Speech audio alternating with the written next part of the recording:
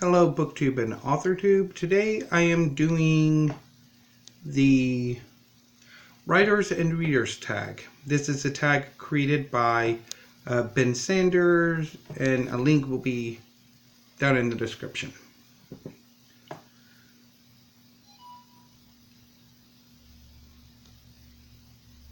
So the questions. So these questions are designed to appeal to both BookTube and AuthorTube. Usually there are two parts, and from looking over them, I'm thinking I'm probably going to have a few rants here. So let's begin. Question number 1. Not like other girls. Pick one character you've read about who was not like other girls, and tell us what made you think about the character. Next, tell us how you try to avoid that in your own writing. Now,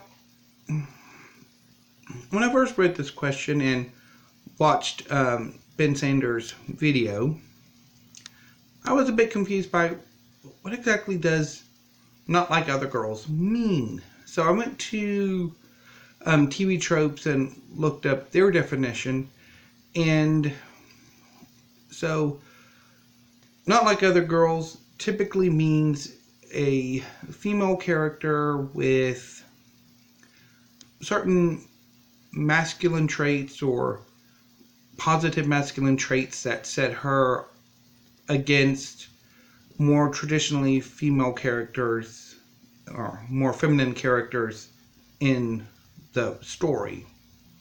And this way sort of creating sort of an illusory feminism. And so I would say I would go with Pallas Athena. She is the Greek goddess of war and wisdom, and also weaving, although weaving's not really, except for the myth, Arachne, Athena's weaving is never really all that touched upon. Her as a warrior goddess, her as an Olympian is far more emphasized. And you would think a character like Athena would, elevate other women in Greek mythology and ancient Greece itself. And no, she's really sort of that exception that proves the rule. She's very much a figure who reinforces Zeus's patriarchy. So that, and I've always been rather kind of curious about that.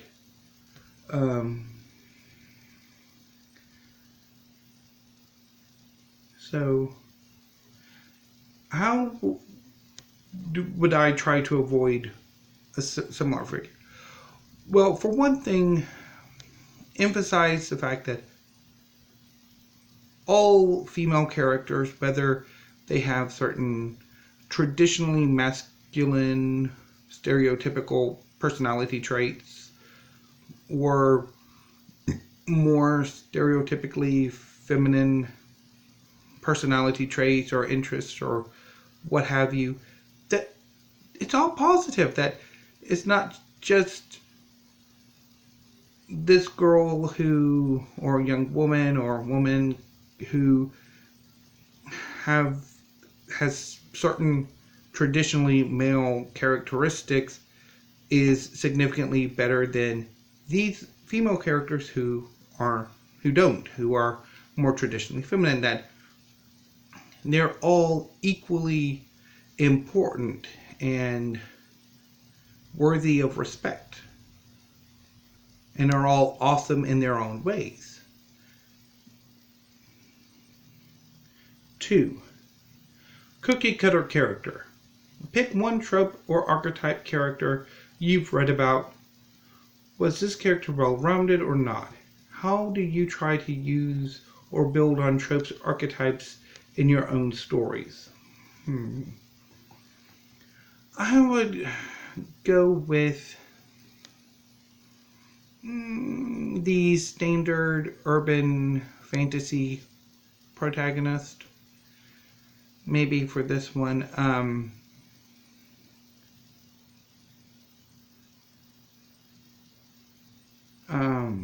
let me see, thinking of a specific one. I'm just going to go in general here. I mean, I guess if you give them characteristics that aren't necessarily completely standard fantasy material, like, say, the stereotype or the archetype has X characteristics, and you add to them, you work on them, or you present them in surprising ways. How do you try to use or build on tropes, archetypes in your own stories?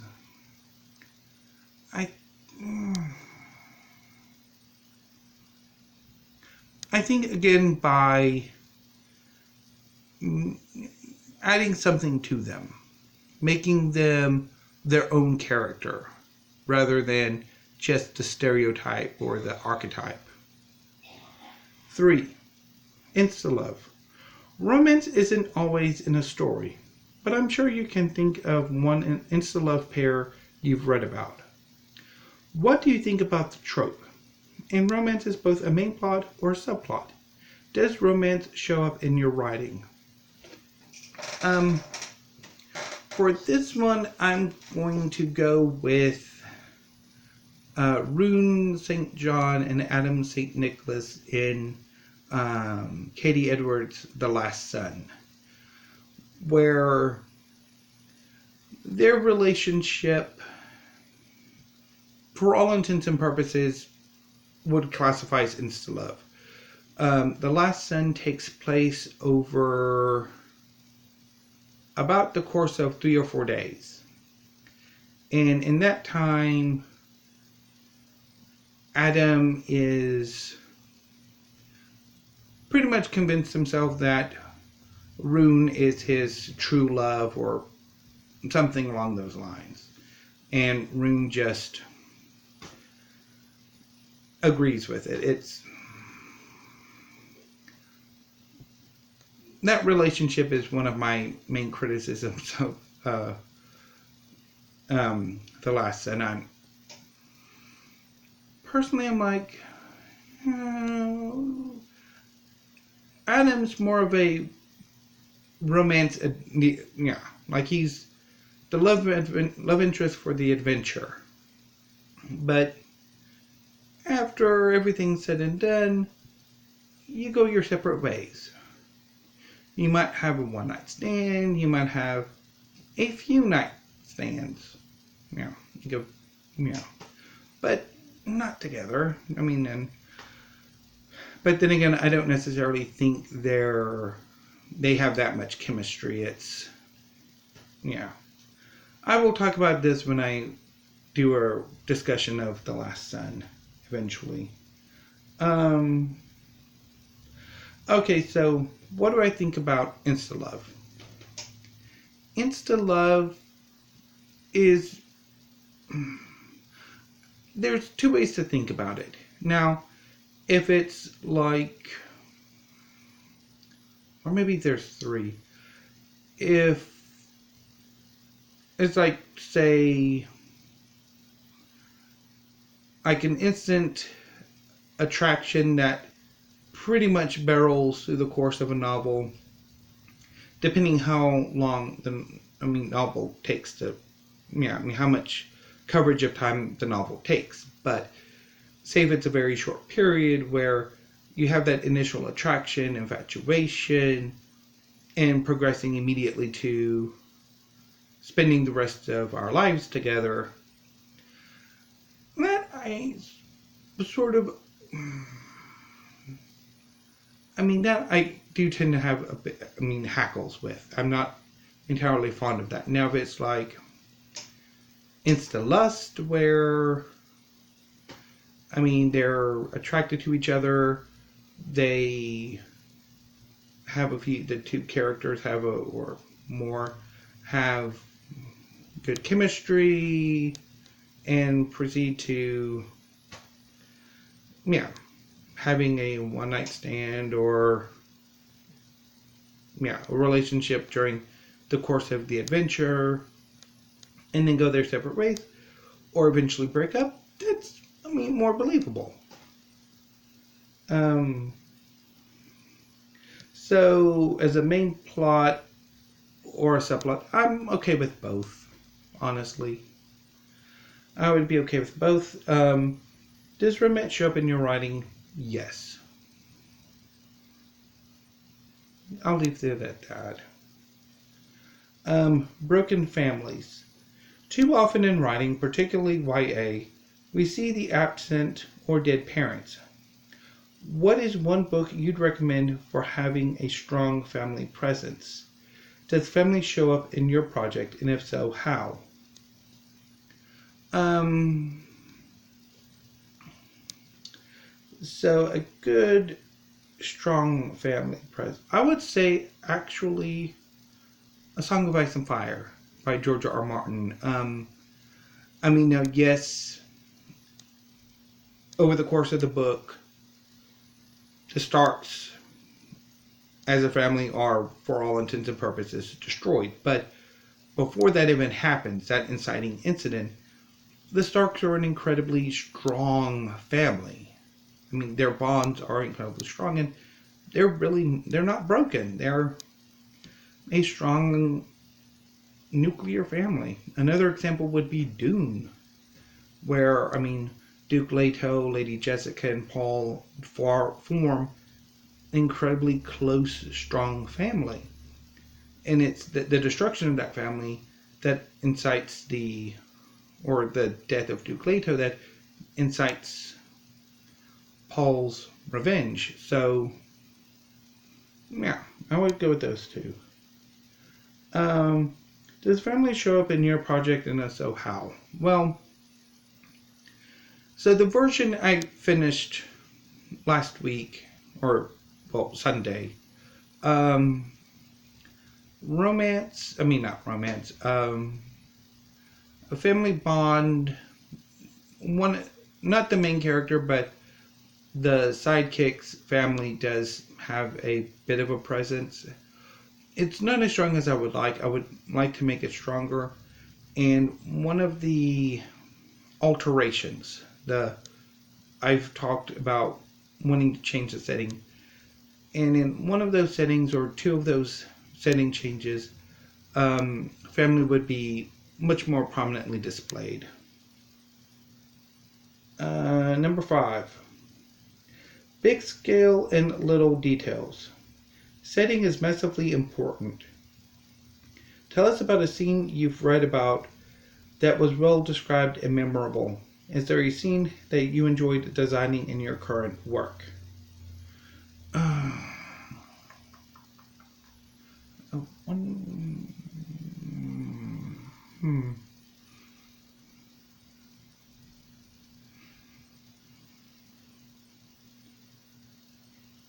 I would say there's a scene in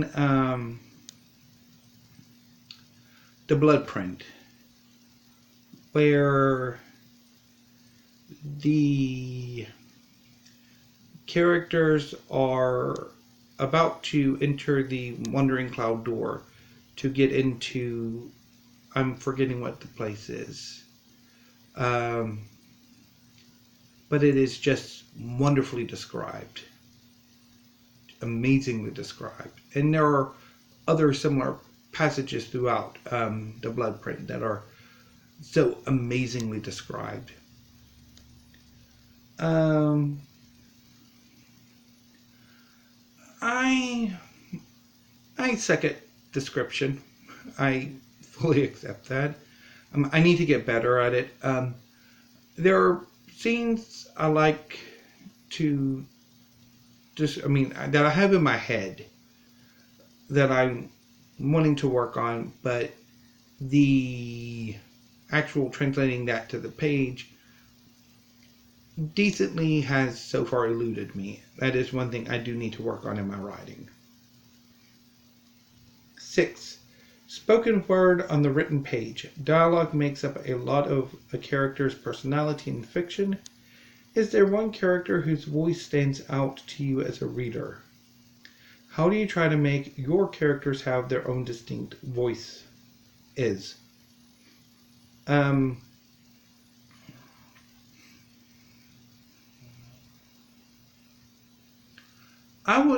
I'd go back to Katie Edwards' The Last Son. I do rather like the dialogue of like Rune and Bran, even though I kind of find them annoying. Yes, I do need to make a rant video about The Last Son. But I do love the dialogue. For me, I try to do a rather in-depth character study, so I know who these characters are and where they're coming from, so I can kind of get their voices on the page. I think I'm fairly good at that. Yeah, maybe dialogue's one of my stronger writing talents. Number 7, the final question. We love the journey, but the ending stays with us. What story have you read that has an ending with a lasting impression? How do you want the ending of your project to impact the reader? What story has a really good ending? Nothing but China Medieval. He cannot write an ending to save his life, unfortunately. I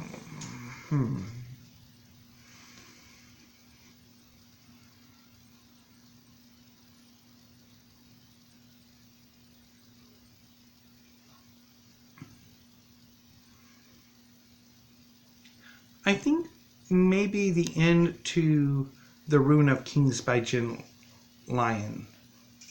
That really, really stuck with me for a while. Another ending would be maybe the endings of The Priest of Lies and Priest of Bones by Peter McLean. Both endings are just amazing. Both books end amazingly well. I don't know yet. I think maybe sadness, horror. I haven't quite decided how exactly I want the ending of my project to impact the reader. So that's another thing I need to work on. And that will probably be dependent on ultimately how I decide to revise it and rework it and rewrite it. Anyway, so that was the Writers and Readers Tag by Ben Sanders. Thank you, BookTube.